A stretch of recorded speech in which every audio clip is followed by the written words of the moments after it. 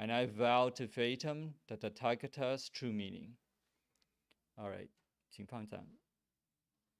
All right, this is where we are in the Amida Sutra, the Zenith direction. And we have been talking about the fragrant light Buddha. We have also talked about the history, the rise of Pure Land School, and the rise of Amitabha. Last time we talked about the fundamental sutras of about Amitabha. The first is the Infinite Life Buddha Sutra, the Visualization Sutras, visualizations on the Infinite Life Sutras, and then the short version called Amida Sutra. We have been talking about where we left off last time was talking about the 16 methods of visualization. So today we'll continue that discussions and also about the criteria for rebirth in Sukhavati. Okay.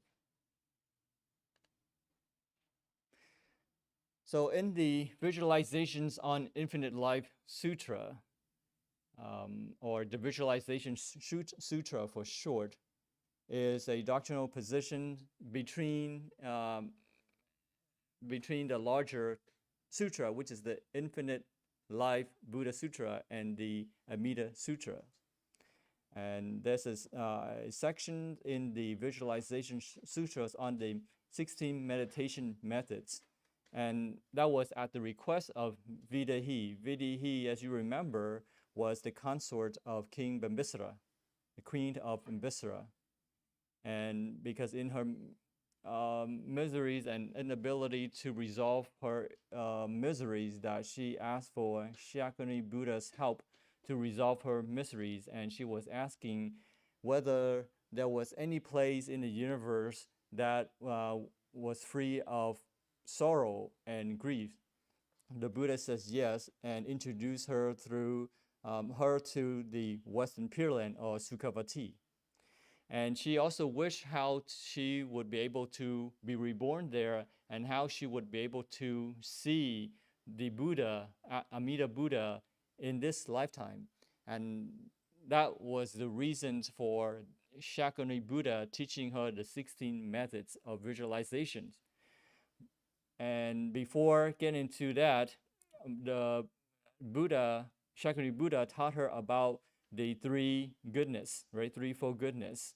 And we went over that last time. I won't draw into that. It will take us a little bit of time. But let's dive into the 16 methods of meditation. The first method is concentrating one's mind on a disc called kasina. Kasina is like a yellow disc. It's just an object for you to visualize. You put in front of you. It's very colorful, like a red dish that you visualize, and you focus on it. And you will see later that when you look at it, you actually don't look at it, but you picture it to visualize it and not to look at it. So you have this mental picture of the disc. And when your concentration is strong enough, you can see it with your eyes closed or open. And that's when you know that you are successful in exercising this method. So one important point here to make is that we should learn how to concentrate our mind and gather our attentions in one place. And that is the whole purpose of studying meditation, because no matter what meditation practice we practice, if we are not able to focus the mind, then we won't be able to do anything else. Then we will not be successful. And so in the sutra, it says to sit upright and to meditate. But of course, this implies that the reader understands what it means to sit upright and all the preparatory steps in meditation. So when we look at, see the phrases such as concentrate the mind, focus the mind, or gather your attention, it is assumed that the practitioner understands what it means and has some sort of experience in practicing mindfulness. So it's not just a matter of just sitting down and start visualizing, right? It's not a matter of just sitting down and start chanting Amitabha's name. But it's a preparatory steps that we have to learn in order to make our practice more to be fruitful. When we sit and concentrate the mind, we do not let the mind wander, and we don't gaze unwaveringly, meaning you look to the left, you look to the right to see what's going on, see who's there walking behind the table, who's there coming in, coming out, but you fixate your mind on that object, the object of concentration. So as we learn in our meditation session just now, right, we sit and we make the body comfortable, ease the body, ease the mind. And then you concentrate on your breathing. You concentrate on something that's very physical, that's tangible. You focus on the breathing, and then you focus on the thoughts, something more abstract. So you take step by step to practice mindfulness and to become more abstract. So it's not just sitting down and start visualizing or start chanting Amitabha, but there are steps that we should take in order to ensure success. In the sutras, the Buddha here told Ananda and Vidahi that to focus the mind and picture everything in the Sukhavati, and picture it clearly with undivided attention. So here, it seems that in practicing meditation, we are not actually looking at the object, like in this case, the body of water. You're not really looking at the water or the disc in front of you, but you're visualizing it. You're visualizing in your mind. You're imagining the object in your mind, right? So we are now using only imagination and visualizations of a simple sense object, right? We're not really forcing our eyes to look, but to use our mind, mental strength to construct that image in the mind. In the second meditation is on the water and then eyes, so different objects. So the Buddha is guiding Vidahi in her progress of practice, step by steps. And then to imagine that this water and this eyes, and then imagine the color of lapis lazuli, right, which is deep blue stones. To imagine the color of deep blue stones. And all the grounds are made up of this deep blue stones, okay? And then the rays from these dews form lofty towers, right? You can see the buildings, houses, all adorned with flowering banners and musical instruments. When these musical instruments play, they emit the sounds of suffering, unreal, and impermanent, and no self. So up to until this point, as we see in here, the first two methods, we are what we can call practicing samatha meditation, which is a calming meditation, samatha, 修止 or 督集, which is calming meditation. But when we get to this point, about when we start to visualize impermanence, suffering, unreal, and no self, then we are practicing vipassana, right? 修观, 度观, which is wisdom meditation. When we are asked to visualize, we are really trying to so-called see, right? You're trying to imagine that object. You're trying to imagine, in this case, the concepts of reality, and to see how things really are, and not just sugarcoat things and become attached to things, or in this case, see it very negatively and have aversion. So we want to avoid the two extremes and to see things clearly for what things are. And then from the third to the sixth is to attain the clear perceptions of the constituent parts of Sukhavati, like all the things that made up of Sukhavati, such as trees, lakes, lotuses, that are all made of precious, beautiful jewels. And whether the eyes are closed or open, but the practitioner will be able to see those constituents parts very clearly. And when one is successful, one is assured of rebirth in the happy land, Sukhavati. And while the Buddha was speaking of this, Amitabha appears in the skies along with Avalokitesvara and Mahatama, right? The two great bodhisattvas, Guanyin Pusa and Dashizhi Pusa, right? Quang Tham Bồ Tát và Đại Thế Chí Bồ Tát. These two bodhisattvas, along with Amitabha, appear in the skies, and the radiance together are brighter than gold. And here's just an illustration that they're really very radiant. And then Vidahi then asks how she would be able to meditate to be able to see Amitayas and the two attendant bodhisattvas very clearly. And the blessed one, which is Shakyamuni Buddha, taught her the method of how to visualize so that she could see these three great sages. And here's the first is to visualize magnificent flowery throne, like a seat, a seat, where Amitabha is. You can visualize that Amitabha is sitting on the throne, and that's the seventh method. So meditation absorption or jhana is a very skillful, weighty karma. Right? This method, when we practice meditation, we are concentrating an energy, and it is very weighty. And it is said that it is so skillfully weighty. Skillful is shan, right? Ting.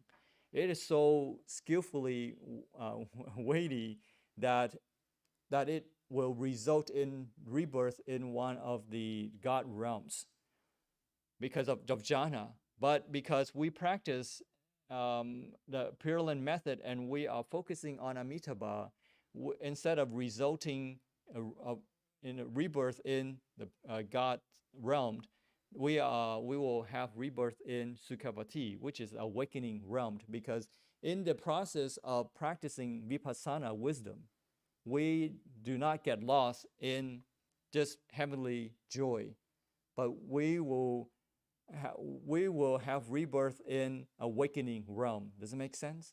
Because of wisdom meditation. But if we only practice samatha, 修止, right, 都止, only calming meditation, then we will result in a God's realm, heaven.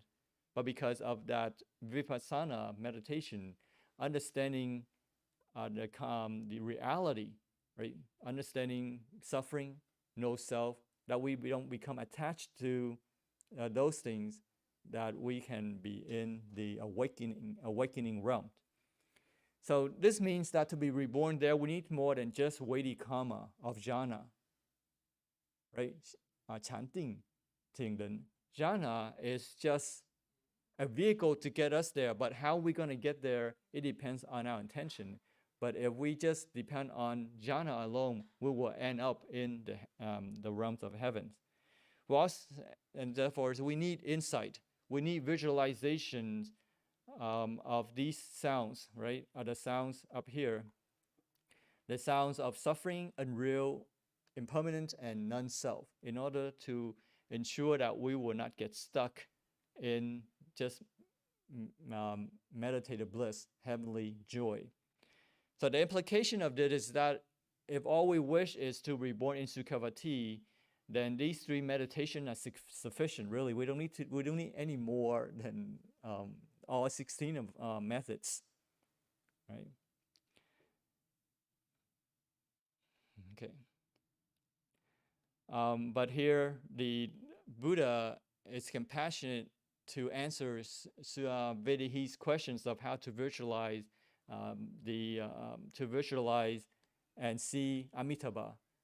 We really don't need to go beyond that. All we need to do is, with mindfulness and the vow to be reborn in Sukhavati, that is sufficient. Okay. So here in the sutra, and I extracted from the book Great Faith, Great Wisdom from Ratnaguna, which is also a disciple, a student of Shankarashita. And he said that when you, in the sutra, the Buddha says to Ananda, when you focus your mind, do not visualize all the different elements at the same time, but visualize each element in turn. So when we talk about visualizing Sukhavati with the trees and the birds and the lakes and so forth, we shouldn't at first try to visualize everything at once. It could be very overwhelming. But we should focus on one, maybe the trees, right? And maybe a specific part of the tree, a branch, a flower, and one by one, turn and visualize each element in turn and not everything all at once at the same time. So we, for example, visualize each petal, right? Each jewel in the sutra, it says, each ray of light, the platform, each banner, and then try to see them clearly. Just like when we are mindful of Amitabha, we practice chanting Amitabha, 念佛 or 念佛. We should understand and see clearly in our mind, construct the 阿弥陀佛 每一字很清楚 念得清楚, right? Every syllable of that Amitabha, we should construct that syllable in our mind very clearly. And that helps to focus the energy. That helps to focus our, you can say, our karmic energy. And that's how you can get it to be very weighty karma. And when you're successful in this method, you will be free from the effects of unskillful actions, and undoubtedly to be assured of being reborn in Sukhavati. So this is very important. This is something that we should really try to understand. When we practice meditation, it helps us to build up this karmic energy that it can overcome our unskillful actions. Yeah. All the past unskillful actions, yeah. All the unskillful actions, we can overcome them because this is so weighty. When you concentrate your energy, it is so powerful that nothing else can overcome it. And that's what we want to leverage. We know that we are not perfect. And we know that we have a lot of faults. But when we focus our mind and do not allow the negativity to affect us, we are not providing conditions for those negativities to occur. And therefore, we can overcome the negativity. Does it make sense?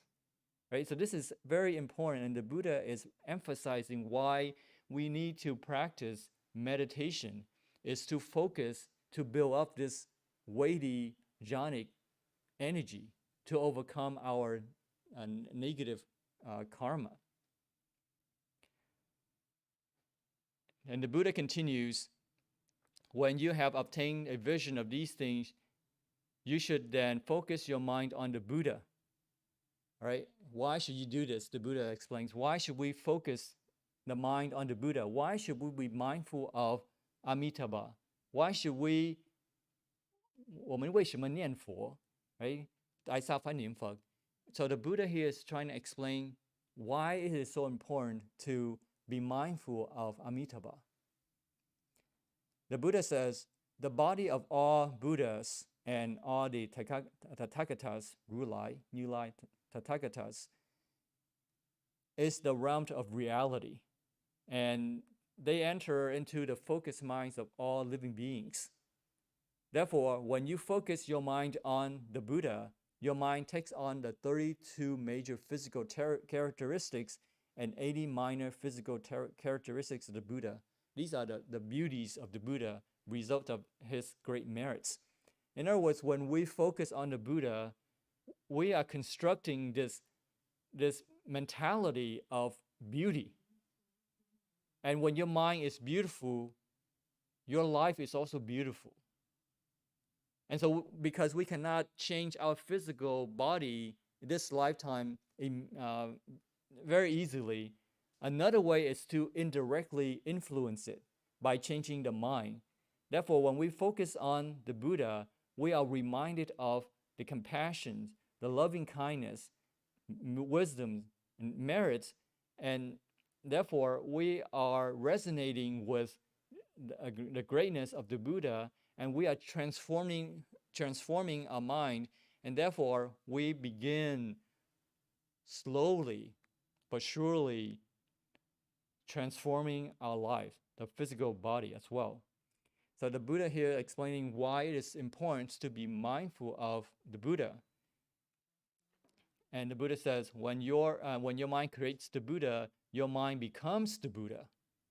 Right? The oceans of all the perfectly awakened Buddhas arises from the focused mind.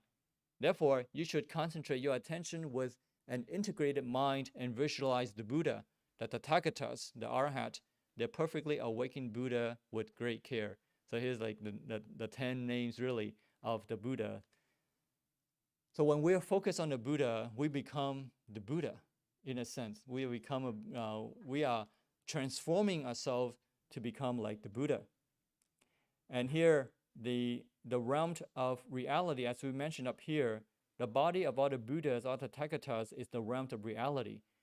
So when we focus on the Buddha, we are focusing on reality, but we need to understand what it means. When we chant Amitabha, it's not just the name, but we have to understand what are we chanting, what are we being mindful of, right? Means none, not. Mita is limited, and Ba is short for Buddha, enlightenment. So unlimited, infinite enlightenment. So when we are chanting Amitabha, we are reminded to not be delusional, to see things as they are, and to understand conditionality. Therefore, the realm of reality here, the translation is called Fa Jie, right? Fab Ye, Fa Jie. And that's a Chinese equivalent of Sanskrit, Dhamma Dhatu. Dhamma is Fa, a Fab. Dhatu is the realm, world, or place, like a realm. So the Buddha didn't teach that the world is illusory. But the Buddha, he said that we are deluded. And the purpose of spiritual practice is ultimately to know and see things as they are. The Buddha did not say that things don't exist. He's simply saying that we misinterpret things based on our afflictions, based on our emotions. In other words, we are fooling ourselves with our emotions. So to be more specific here, the Buddhist doctrine, real means without an enduring self. So it's not like something that really truly exists on its own. That's not when we say realm of reality. Doesn't mean that there's something called reality that permanently exists. But the realm of reality is to see that there is no enduring self, no substance, no essence of it. 无我, right? vô ngã. So the Buddha says that all things whatsoever are without a self, without an essence. All things whatsoever includes even skillful and a skillful state of mind are without a self, such as our greed, our anger, our confusion are not permanent. We may be deluded now, we may have anger, but that anger is not permanent. Because one day, next moment, we will be happy and we will not be angry. Therefore, it's not permanent. Dhamma Dhatu Fa Jie, Fab Ye, embraces both nirvana and samsara, wisdom and ignorance, awakened mind and unawakened mind. Okay, so this is one way of looking at reality. But of course, we should understand what that means, and not just to say, oh, everything's all mixed up. There is no order, because nirvana is the same as samsara, and wisdom is the same as ignorance. So, I'm ignorant, so therefore I have wisdom. That's not what it means. Here's the author says, this is not to say that unskillful states are awakened, right? Doesn't mean that when we chant Amitabha, and we are mindful of Amitabha, even the Buddha says that we are Amitabha, but it doesn't mean that we are truly Amitabha. In other words, we don't stop cultivating. We don't stop practicing. These things here, these opposites may have this. They have the same nature. It's think of it as like two sides of the same coin, right? The heads and the tails. They're the same. They're the same coin.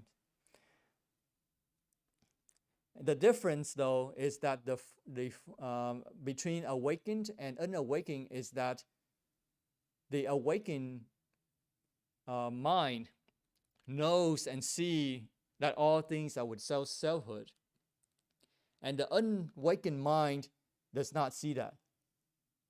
So even though we have the ability to become awakened, but sometimes we become deluded because we forget. We become attached emotionally, and we become wrapped up in our emotions.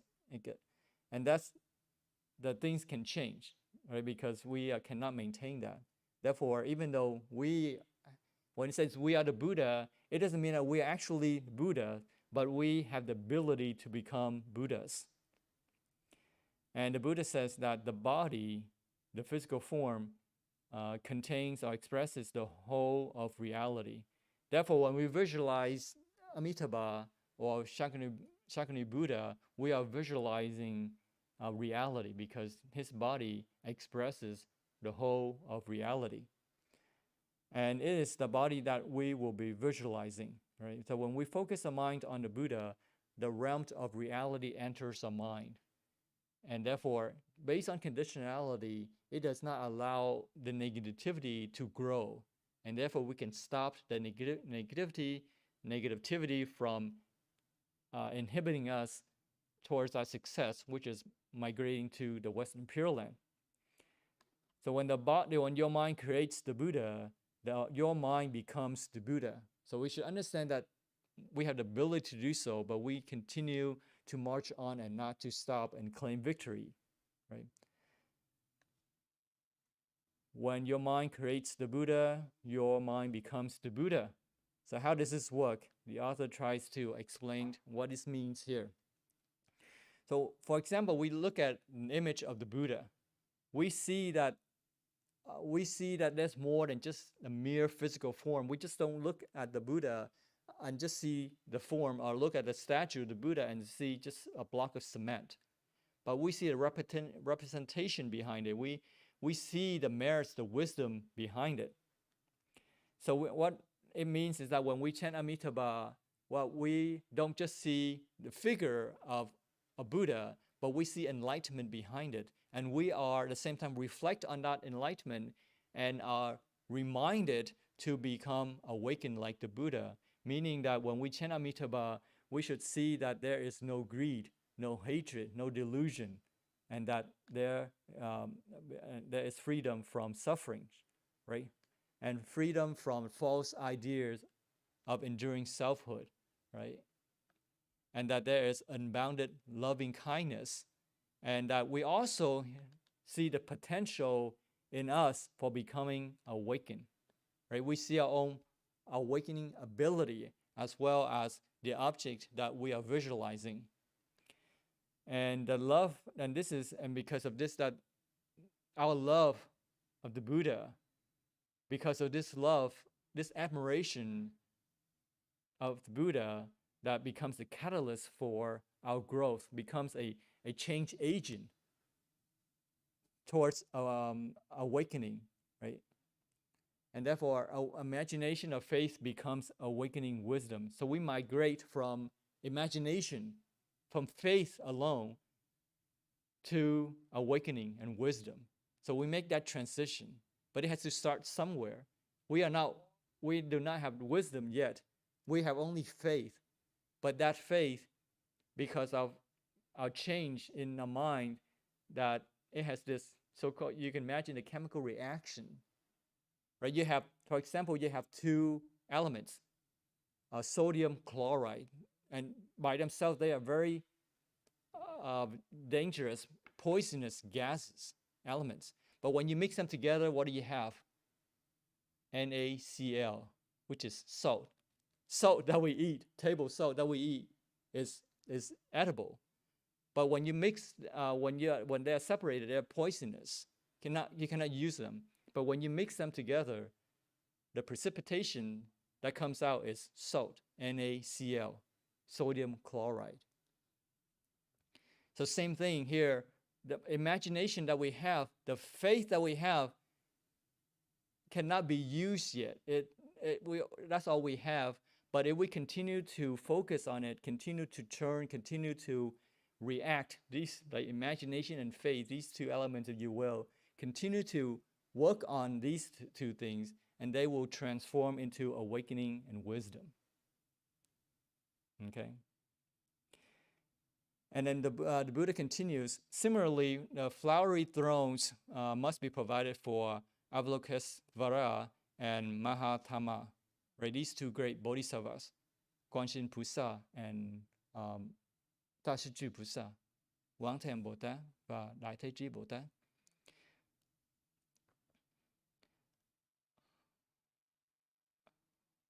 Okay. Okay, so and then let's continue in the sutras. This is a translation of the sutras.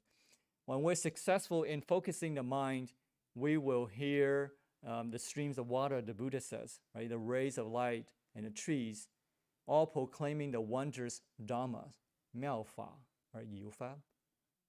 Whether you are absorbed in samadhi, which is meditation, or whether you're absorbed in meditation or not, you will always hear the wondrous Dhamma. When you come out of meditation, 出定, sukden, where you come out of meditation, you should remember what you have heard and not forget about it. And here the Buddha warns us, check whether that what you have heard accords with the sutras. And if it does not, then you should regard it as a false mental construction, right? Illusion, 幻想 or ảo tưởng. Right? If it does accord with the sutras, then regard it as a general perceptions of Sukhavati. So when we visualize these things, and if we're successful, and we start to actually see the constituent parts, the trees, the legs, the birds in Sukhavati, we should check whether those are consistent with the sutra. And the Buddha is warning us here because it's very easy to claim victory. When a person first sits in meditation, 念佛, 念佛, they sit in meditation, and the first stage is that there are no wandering thoughts, 没有妄想, không có vọng tưởng. And then they think they are successful because they cannot find their wandering thoughts anywhere. And that's the first step. And then the second step is that they start to see light, to see images of Buddhas, bodhisattvas, or even smell perfumed, great fragrance air. And there's nobody around them. There's no light. Everything is in the room and it's dark, but they still see light. And that is not success yet. There are two reasons for this. One is two sources for what they're seeing. One is it could be from their imagination, that they start to see things, called illusion. The other is could be external force from some demons, whatnot, right? That could come to interfere with their practice. And so so when we start to see something, we should not claim success. When we chant Amitabha, 念佛, and we actually see the image of the Buddha, we should not claim success that we have arrived, right? I'm successful now. I don't need to practice anymore, because we don't know whether what we're seeing is our mental construction, 幻想, right? ảo tưởng, or just an illusion. We don't know what is an illusion or not. So therefore, the Buddha is warning us here that we should be very careful and not claim success. So if you practice the visualization this way, you will free yourself from the effects of previous extremely serious and skillful actions. 恶业, right? 惡業. And that in this life, you will attain samadhi of the recollections of the Buddha, the meditation, sanmoti, samadhi, samadhi. So the Buddha is warning us here that if we are unaware, we may misinterpret our spiritual experiences to be something of true reality. And this is very dangerous. Yesterday, right, Mr. Chen talked about this person who went crazy because he practiced mindfulness of the Buddha the wrong way. This person became mentally ill because of the arrogance. Because when we think that we're successful, we think that we don't need anybody else. Who, like, if you can start see the Buddhas, and then all your co-practitioners have now achieved that, then you say, who else is there to teach me, right? You will have this kind of arrogance, and that is so dangerous, right? So this Mr. Chen, in his story, said this person thought that he could chant Amitabha better than anybody else. Therefore, he stopped learning, and his arrogance took him down, and he became mentally ill. So this is a serious subject that we should ponder, and we should really think carefully, and that we should understand our progress and not claim success so early. And so when we see Buddhas, when we see light, it is just a reminder that we are making progress. Whether that progress is bad progress or good progress, we don't know. But we're making some progress. We are changing, but we should not claim success. If we claim success, then we are making bad progress. If we continue, then we are making good progress. And the author here says that the problem is not with these spiritual experiences. There is nothing wrong with you seeing light, seeing the Buddha images. The problem here is that you start to misinterpret those spiritual experiences. Does it make sense? You start to misinterpret them. What does that mean? The implication here is that we start to misinterpret our spiritual experiences as something that's absolutely true, meaning that we have obtained something, and it's ours to be had. And that's where the danger comes. The problem with relying on experience is that we don't just have experiences, we interpret them. And most of the times, if not all of the times, we misinterpret them.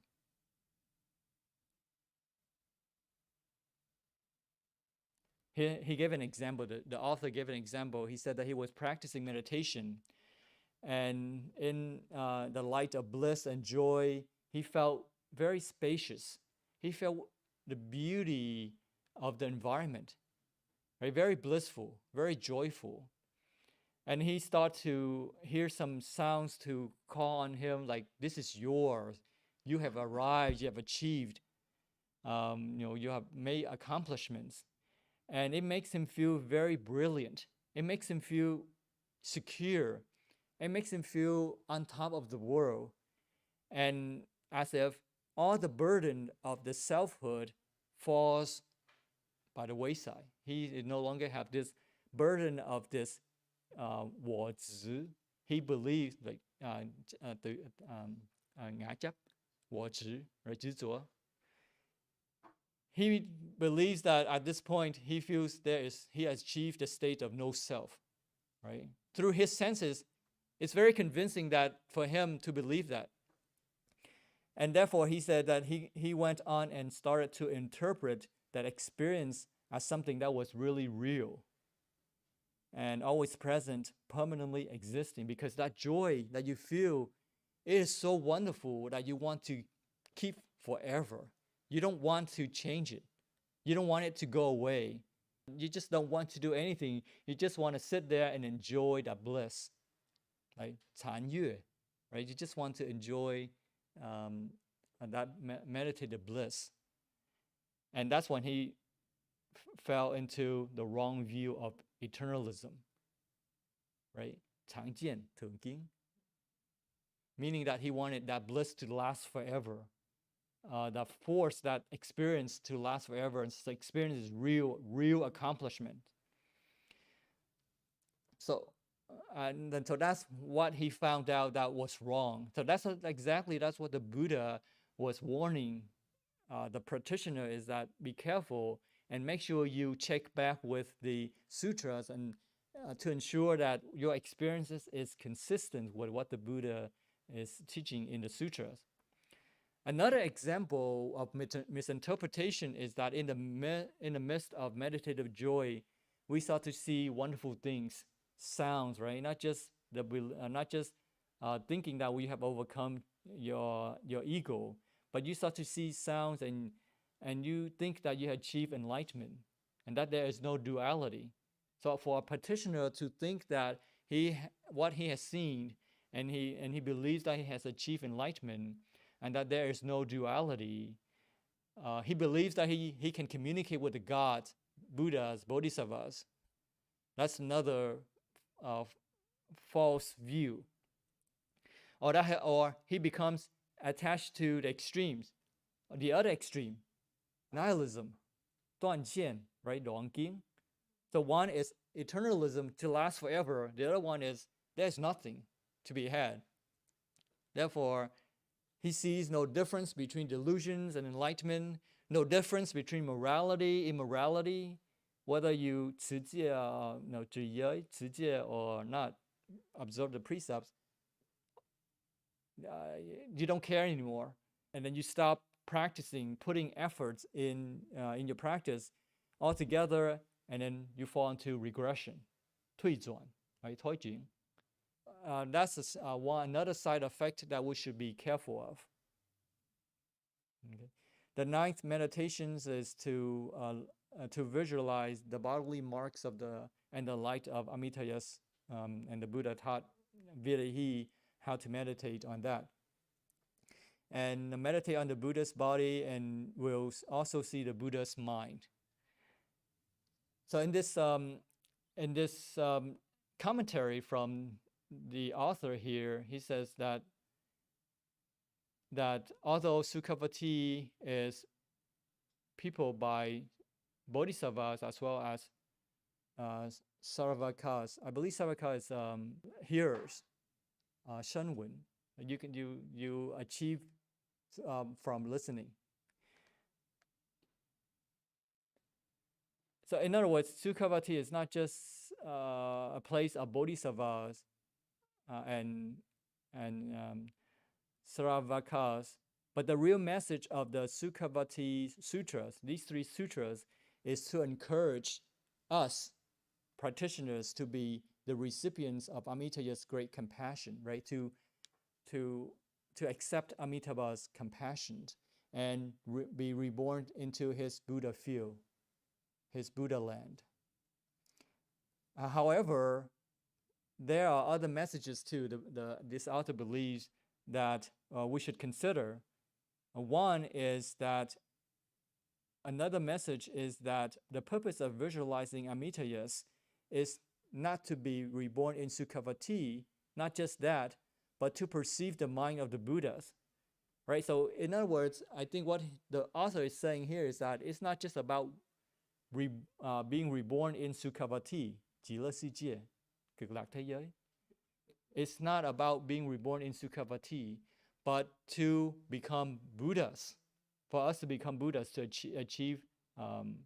In other words, we don't go there to enjoy a wonderful place, but to continue to practice to attain enlightenment. So to perceive the mind of the Buddhas at least means to gain insight into the Dhammas. So you remember, right? You think about the Buddha, your mind becomes the Buddha. So what that means is it's not just about going to Sukhavati to enjoy a good life, but really to become Buddhas. That's what it means. So we should be reminded, right? There are two messages here the author believes. One is rebirth in Sukhavati. The other is to become Buddhas. And the 10th meditation is to see the bodily marks of Avalokitesvara.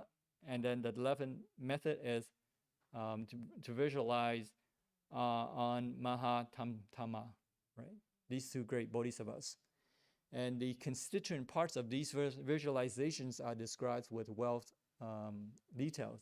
But there are authors like, I guess, Shankarchita is kind of criticizing Max Mueller here because Mueller thought that the details described in Sukhavati Sutras were just gushing eloquence. And so Shankaracharya said we should not forget that the dominant interest of these texts is not rhetorical but spiritual. When you read, especially Sanskrit, Pali texts, there are parts that seem to be very repetitive, and the Buddha did that for a reason. And here, Shankaracharya says that the text in particular is a guide to meditation, and then sometimes it helps us to remember when we recite it over and over again. And it's not that what the Buddha is so repetitive, but it was with intention to help the reader to understand and to reinforce that understanding by repeating it. So he's not being repetitive just for the fun of it, but to help the practitioners. So even though there are a lot of details here, but we should not disregard them. We should read the sutras carefully, and it is to assist the process of visualizations, right? Because remember, we just talked about the visualization process. You have to remember every single detail: the trees, the Jews, the birds, the lakes. When it's repetitive, it helps us to remember things more clearly. So this is, so I guess Max Mueller in his translation, he omitted from his translation these details, because thinking that those were unnecessary repetitions. So it's wrong. He said that this is wrong, that because by doing that we are distorting the sutras, right? We're chopping it off. We're mutilating the sutras, and we're distorting it. So we should not do that. The 12 meditation method here is to imagine that the practitioner has been reborn in Sukhavati, and that you, in this case, you imagine you sit in this lotus flower and it blooms, and then you see the Buddha, and then you can hear the sounds of waters and trees and so forth. So you imagine that you are in Sukhavati. The 13th meditation is to visualize Amitabhas and the two great bodhisattvas together the same manner. So, right, the past three methods, you imagine Amida Buddha and then the two great bodhisattvas individually. Now you imagine them all together. And in Shankaracharya's book, he says that the last three meditations is to perceive the three grades of Buddhahood. This is when now we're talking about the criteria. And then the sutra goes on to talk about the different criteria for rebirth. And what are the different criteria for rebirth? And how do these visualization methods help? Buddha has spent a great length of time here to talk about the different visualization methods and how are these supposed to be helpful. Well, we understand that by practicing visualization, we are changing the mind, we are transforming the mind. And psychologically speaking, one cannot and will not want to be in a place that one is not familiar with. Right? How can you have vow for rebirth in Sukhavati if you know nothing about the place? You don't know who the beings there are like.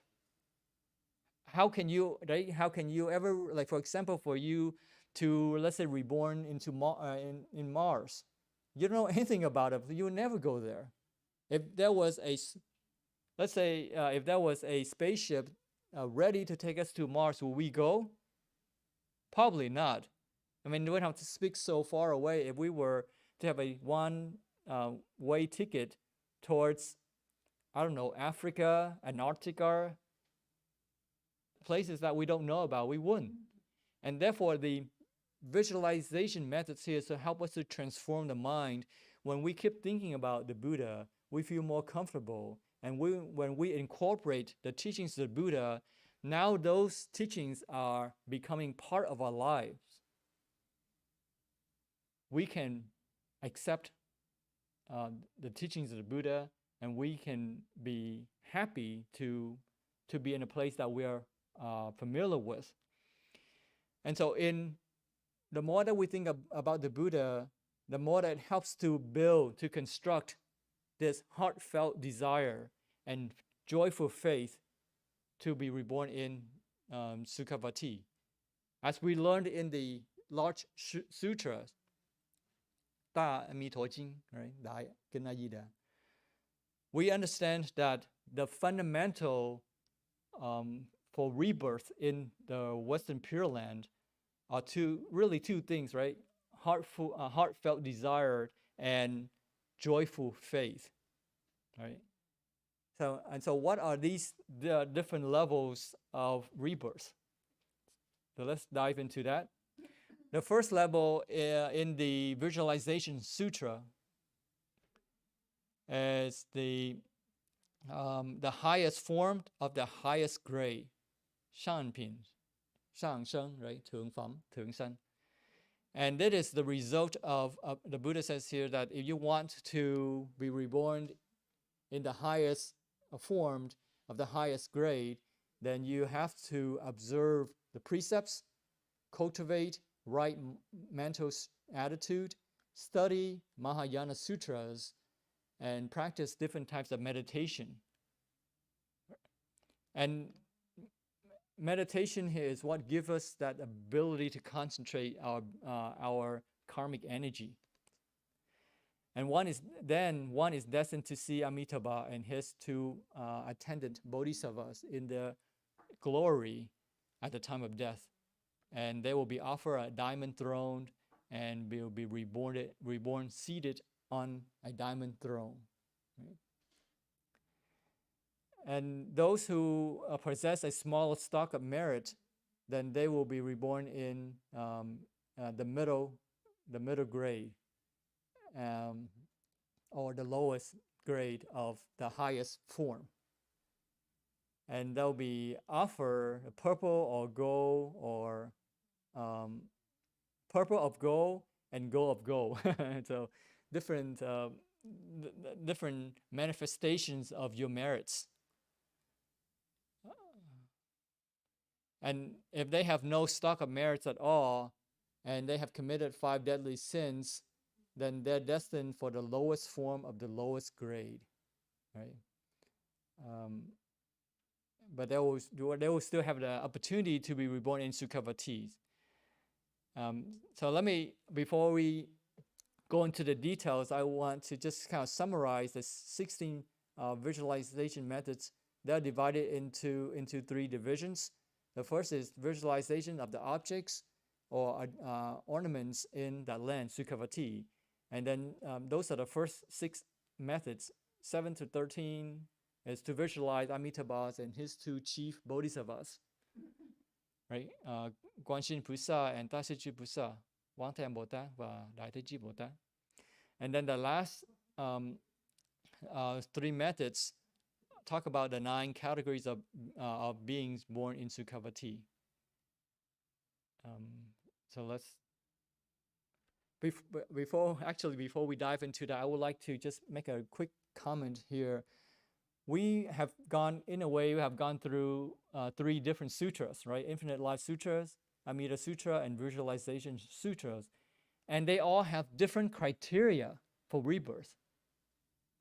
So why are there different criteria for rebirth?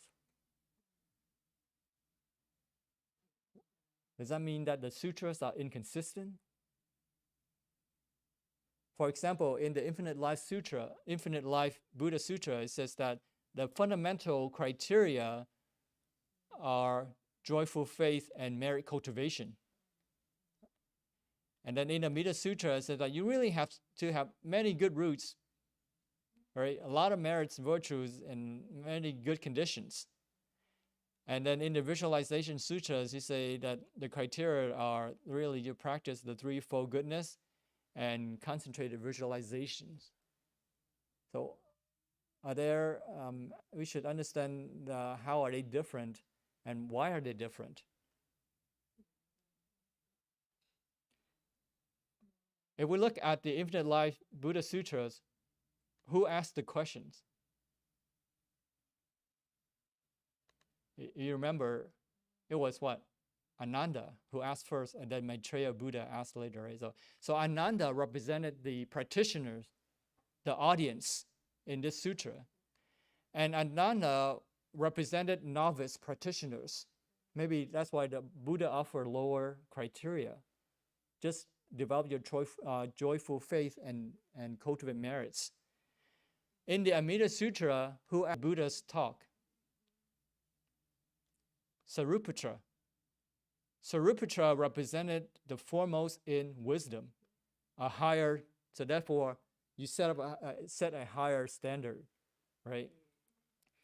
How about Visualization Sutra?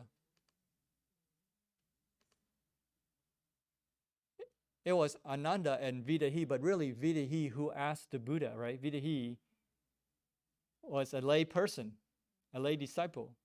So he asked about the concentrated visualizations on Amitabha and the traditional process that the Buddha taught was the three studies: precepts, concentration, and wisdom. And they reinforce each other. So in other words, given how versatile the Pure Land method is, it's very accommodating, and the criteria are very widely, and it's because of its ability to accommodate all levels. So they're different because they're accommodating, not they are contradicting. And that's why one can achieve rebirth in Sukhavati either through merits, cultivation, meditation, or through wisdom. So three ways you can get there, right? Merit cultivation, 修福, 度福, or concentration, 修定, or 度人, or wisdom, 修慧. Three ways you can get there. But as long as one has developed joyful faith in Amitabha. So joyful faith and merits form the fundamentals, right, the foundation of everything you do in your merit cultivation, your concentration, and your wisdom.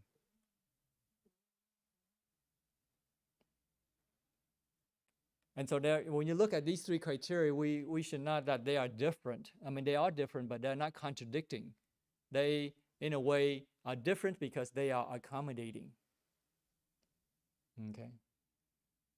And depends on the audience that the Buddha taught different criteria. Because if the Buddha taught the criteria to Vedahi, like he taught to Sariputta, it would not be appropriate for her. For example, in another sutra, the Dhammapada, Pháp Ju Jing, the Buddha says that he reprimanded Vakali, a monk, who admired the Buddha's body, the beauty of the Buddha's body, and then the Buddha reprimanded him, saying, "What shall it profit you to look upon this mass of corruption, which is called my body?" But in the sutra, the Visualization Sutra, the Buddha taught Vidahi to visualize the Buddha's beauty. Right, the beauty of the body, because the body of the Buddha represents reality. But in this case, the Buddha would not want to teach that to Vakali, because that would only enhance his ignorance, to tell him to admire the Buddha's body. Does it make sense? And so therefore we should not be so fixated that this is the only way when we read different sutras, because they were given to different audiences.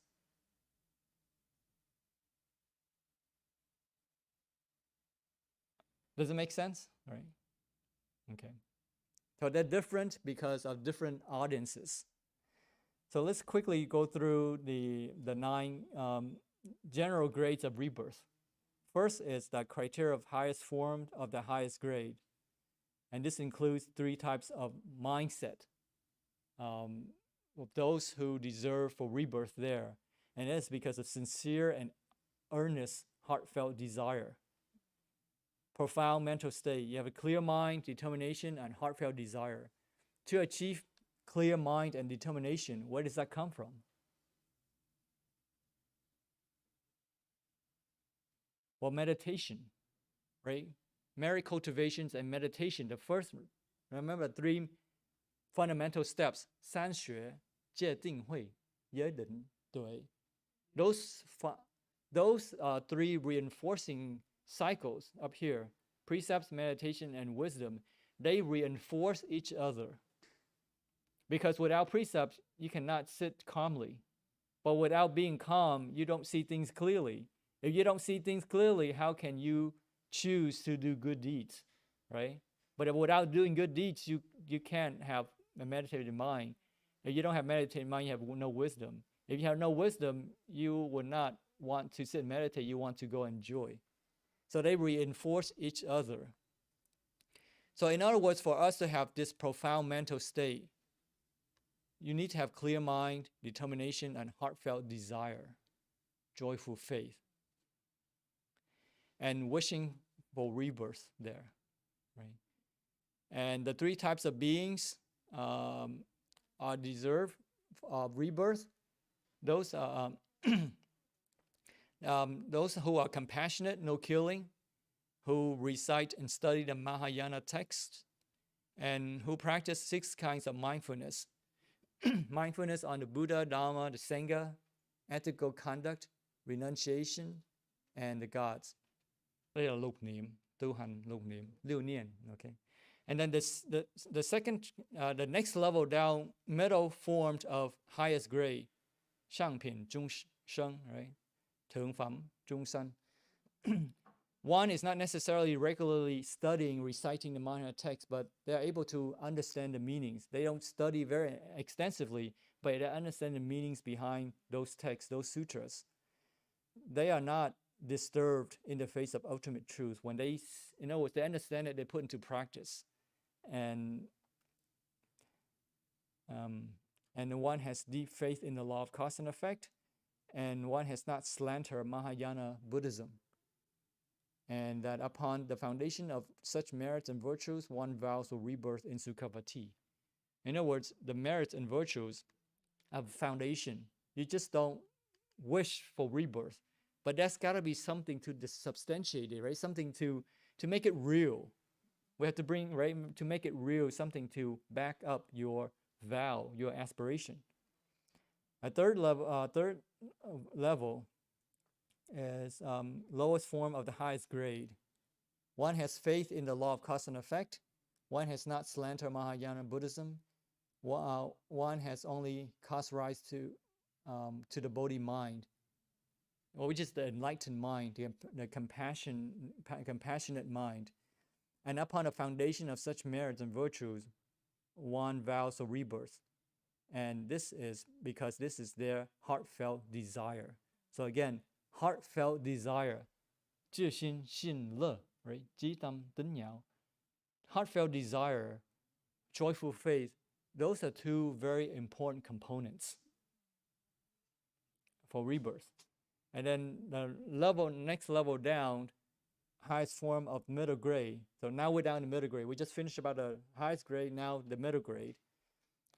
Is to observe the 5 precepts, or to observe the 8 precepts. I won't go into details of this. We are running kind of out of time. And then one observe all the precepts, the monastic precepts, the full precepts. And one has not violated the 5 sins. The 5 sins are the, we'll talk a little bit more about that in just a little bit. I want to reserve a little time to talk more about that, because there is a disconnect. Seemingly, there is a disconnect between the Infinite Life Buddha Sutras and Visualization Sutra. In the Infinite Life Buddha Sutra, it says you cannot migrate to the Western Pure Land if you have committed the 5 sins. Ni, right? But in the Visualization Sutra, says you can. And here it says here, you can. Even though those who violated will still have the opportunity to be reborn there. So is there a disconnect? We will spend a little bit of time to talk about that. One is free of faults and evilness, um, or unskillfulness. Upon the foundation of such merits, one vows for rebirth, and this because this is their heartfelt desire. And then next level down, middle form of middle grade, observe the 8 precepts for 1 day, 1 night, 24 hours, or observe the precepts of novice monk, or precepts of bhikkhu, bhikkhu, or full monastic precepts. One has no deficiencies in mannerism, in other words, without violating any of the rules of conduct. And upon the foundation of such merits and virtues, one vows for rebirth. And this is because their heartfelt desire. And then next level down, lowest form of the middle grade, that's still in the middle grade, at the bottom here, is one who respects and supports one's father and mother, has performed the worldly charity works or act in a just and humane way, right? Not killing, hurting people. At the very last moment of death, one encounters a spiritual friend telling him of the joy in Sukhavati and the 48 great vows of Dhammakara Bhikkhu. Phà Zhang Bhikkhu, Pháp Tạng Tỳ Kheo Pháp Tạng. Because of that, he feels very joyful, and then immediately after death, he is reborn in Sukhavati. So at the last moment, he has this joyful faith after having heard of Sukhavati, the wonders of Sukhavati. And then now we're talking about the lowest grade, right? In the next level down, lowest grade, highest form of the lowest grade. One may have done unskillful deeds, although he has not slandered Mahayana Sutras, but in his foolishness, he has done many evil deeds, unskillful deeds, without regrets or shame. And then at the last moments of his death, he encounters a spiritual friend who reads to him the titles of the 12 volumes of Mahayana Sutras, just the titles of those great sutras. Having heard the titles of the Mahayana Sutras, he is able to deplete and be free from his seriously unskillful deeds performed in numerous eons past. I put numerous here because I don't want to go into the specific number, because people interpret differently. The numbering systems of India, it could be different, because one big number could be of small scale, middle scale, or large scale. So I just put numbers. I don't want to. I intentionally did not want to put an exact number here, but you can read in the sutra for an exact number. Then, following the instruction of his spiritual friends, palms together, Hezang, right? He chants Namo Amitabha.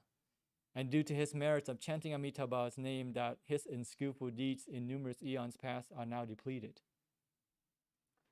And then at that time, Amitabha and Avalokitesvara and Mahatma used their transformational bodies to escort him to the Western Pure Land, praising him of his merits, right, for chanting Amitabha. And then upon seeing the auras, Guangming, auras of Amitabha, that he causes rise to joy and follows the Buddha. And then therefore he is reborn in a jewel pond in Sukhavati. And then middle form of lowest grade.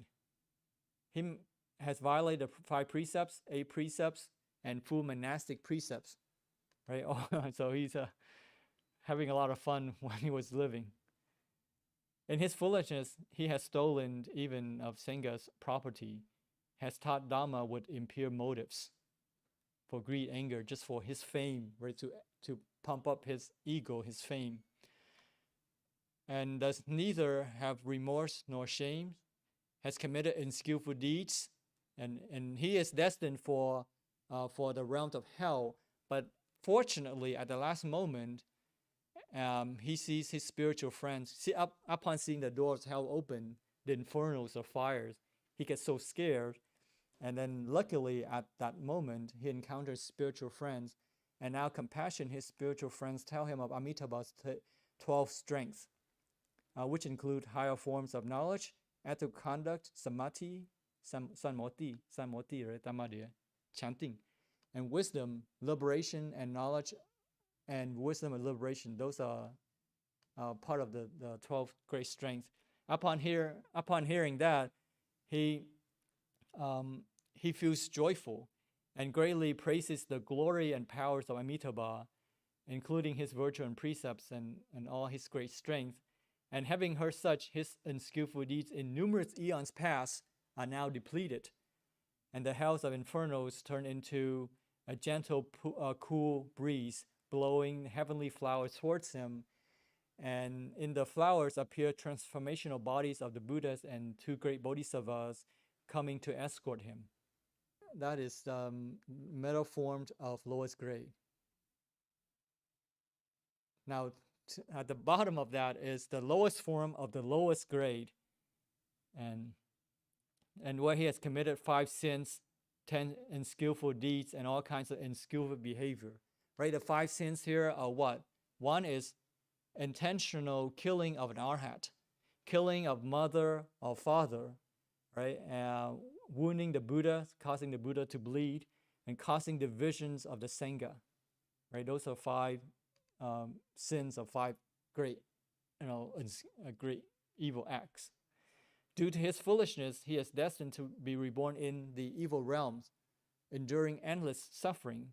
But in the last moment, he encounters spiritual friends trying to comfort him, preaching him of the wonders, dhammas, and teaching him the methods of being mindful of Amitabha. But in his suffering, he cannot maintain the mindfulness of Buddha. So his spiritual friend tells him that if you're unable to be mindful of Amitabha, then wholeheartedly chant Namo Amitabha 10 times continuously with devotion. Because of exerting such effort within each recitation, he has eliminated unskillful deeds in numerous eons past, and that would have kept him in the samsara for innumerable eons, like Lunhui, right? Lunghoi. But at the last very moment, having chanted Namo Amitabha 10 times with devotion, he sees a golden lotus flower like a shining sun appearing in front of him, and immediately within 1 instant, he is reborn in Sukhavati. Right? So let's go back to the questions asked here. This the seemingly contradictions between Visualization Sutras and Infinite Life Buddha Sutra. Is there a contradiction here? Because the Visualization Sutra says that it is possible to be reborn in Sukhavati, even though one may have committed the 5 evils. But then in the Infinite Life Sutra, it says explicitly that it's not possible. So is there a disconnect? Well, let's see what this author here tries to explain that. So he says that this contradicts the longer Sukhavati Sutra, 无量寿经, right? Whose 19th vow states that those who have committed the 5 acts or 5 sins, 忤逆眾業, right? 障礙五nghiệp, will be unable to reborn in Sukhavati. And this doctrinal inconsistency is problematic for those who believe that the sutras to be the word of the Buddha in a literal sense, meaning like word for word what the Buddha said exactly. Such as the ancient Chinese Pure Land masters, Tan Luan, Zhu Shi, those who Dam Luan. Tan Luan, he spent a few pages explaining that the Buddha only appears to contradict himself and not to be intentionally contradicting himself. So the master is trying to explain what the contradiction here. And according to the author, he says that it has to be said that from a rational point of view, this argument is not very convincing. If we don't believe that the sutras are literally spoken by the Buddha, there isn't really a problem, right? Because you can say somebody misinterpreted or may have added. So merely a difference of opinion between authors. Still, it is hard to believe that 10 recitations of the Buddha's name, even if accompanied by sincere mind, can cancel out the evil karma of 8 billion eons. So there a person who's reading these sutras may have these doubts. And Tanluan, Master Tanluan, he makes a simile, 譬喻, right? An example. They say that to illustrate how it is possible to get rid of all your evil karma. He said that in a room maybe have been dark for thousands of years, but as soon as you turn on the light, the room becomes bright. Therefore, you can just instantly remove 8 billions of eons of evil karma. And the Buddha and the author says that it is invalid simile. He doesn't think that is a valid simile. Because darkness is not the same as karmic effects of unskillful actions, and light is not the same as enlightenment. But the author does think that we don't need to worry about too much about the truth or falsity of this. And he says that the question we need to ask of these texts is not whether they are true or not, but what spiritual benefit we might derive from reading, practicing them.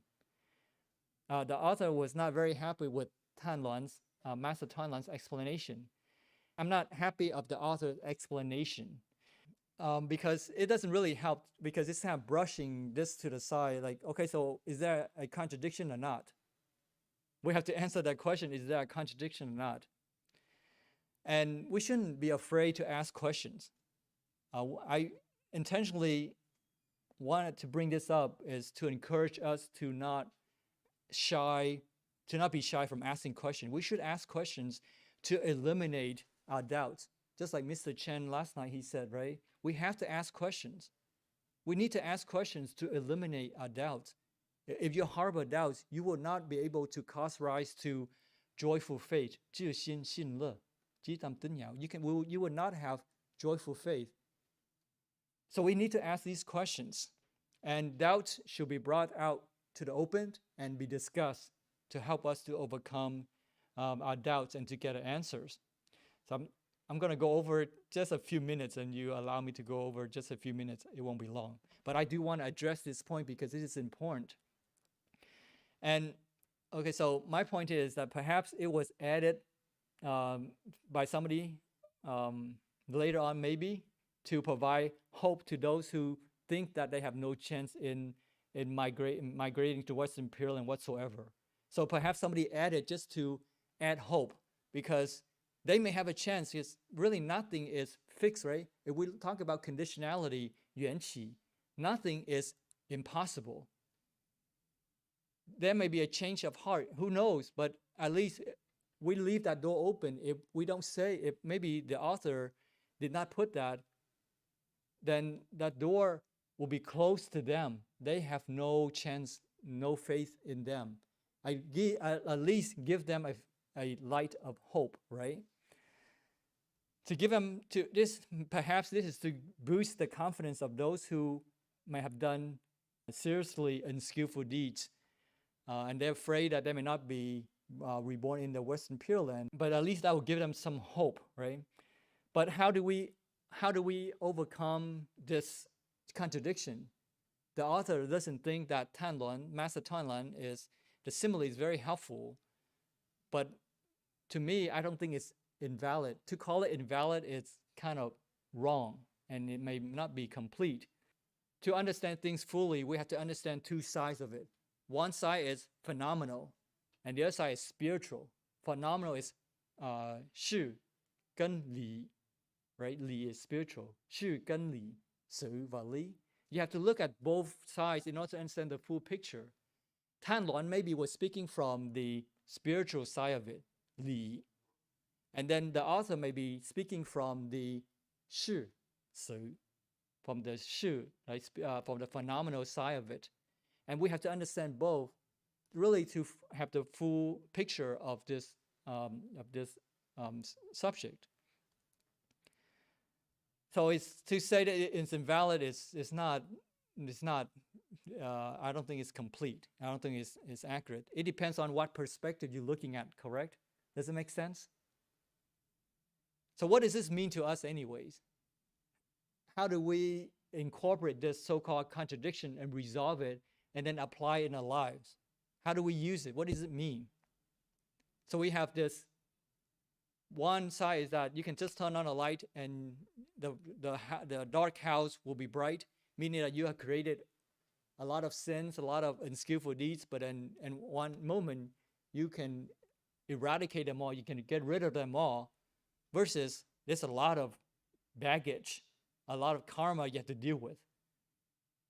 So one is phenomenal, one spiritual, but how do we use it? What does it mean? Well, what this means, and you may have different perspective, and just food for thoughts for you to think about. What this means to me is that we have to be realistic, but at the same time, we have to be idealistic. What this means to me is that we know that we are not yet perfect, but we do know that we have the potential to be perfect. While we know that we are not yet perfect, we don't give up. We continue to try our best, right? We continue to do our best and to not feel discouraged and to give up. That's what it means to me is we have two sides. One is being realistic. The other one is being idealistic.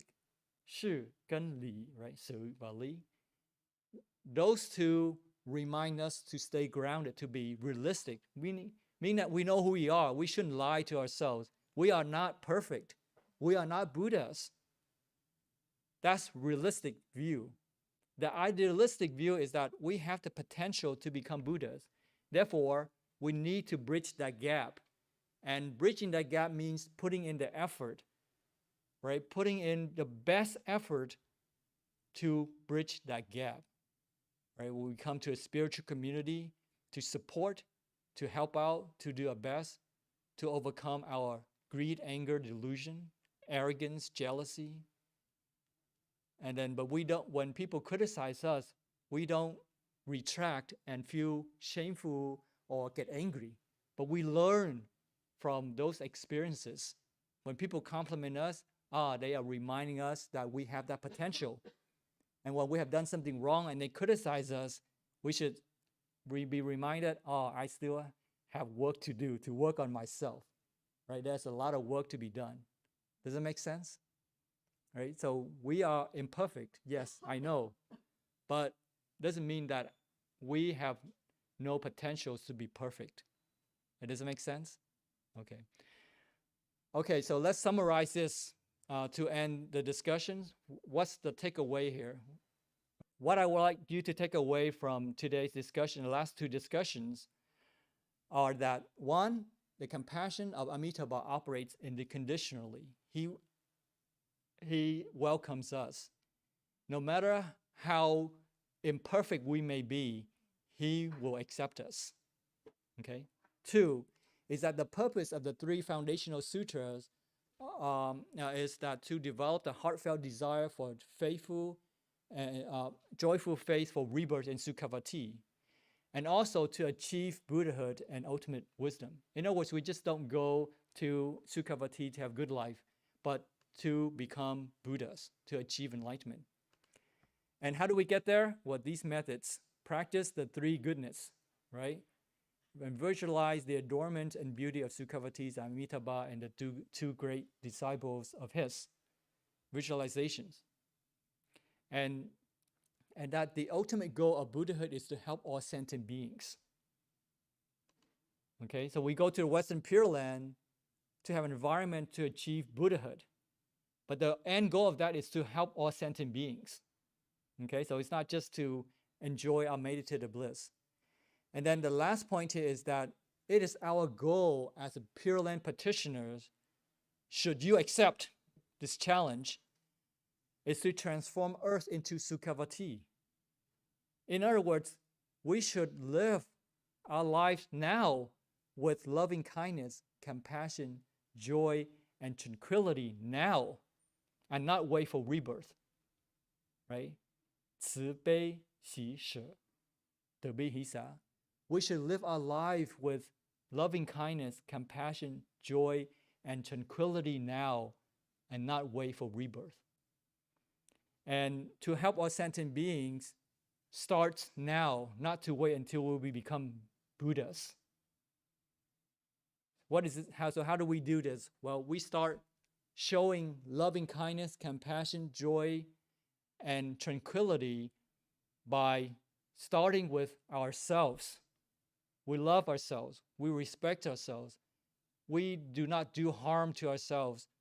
We do not do spiritual harm to ourselves. We don't become lazy, for example, but we become diligent.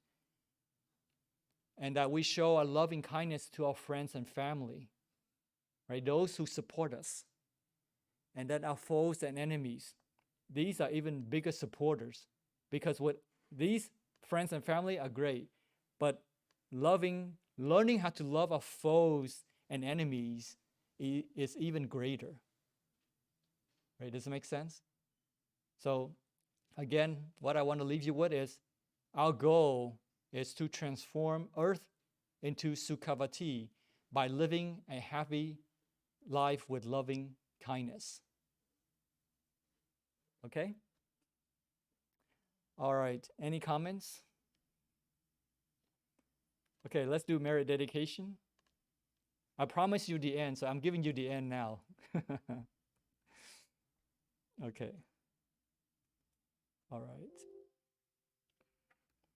Okay, if you could please join your palms. Together we recite, may the merits and virtues accrue today adorn the Buddha Pure Lands, repay 4 types of kindness above, and aid those suffering in the paths below.